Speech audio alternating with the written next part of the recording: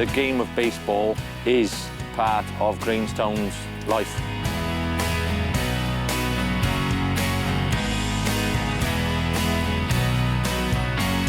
Ni ddim efo dwy mwy o hardd yn y byd. No down blisters. No pain, no gain. It gives you a sense of, yes, I can do something. I'm not just going to be sat around the house doing nothing.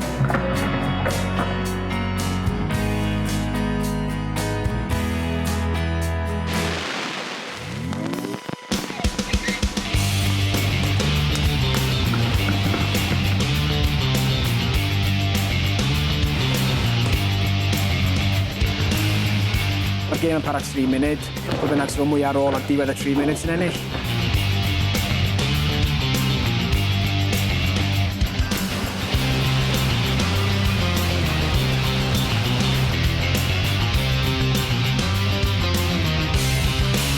Make each turn count.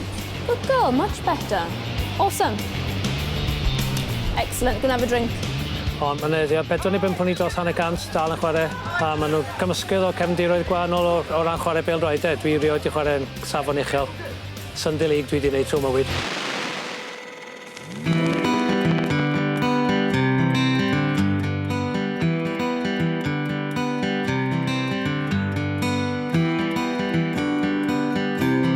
Dwi yn cymryd llawer amser.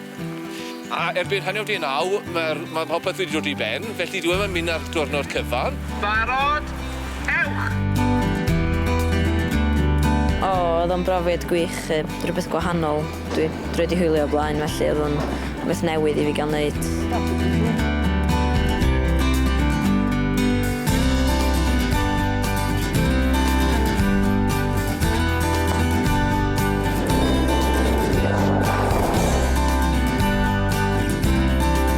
Gweld pawb yn y clwb rhwyfo fwy na be fi'n gweld fy nheulu, so mae fe jyst fel ail teulu llawer mwy.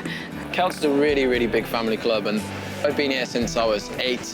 I'm 20 now, so I've been here for 12 years. A lot of people don't realise that non-disabled people also participate. It's a fantastic sports club with a great atmosphere.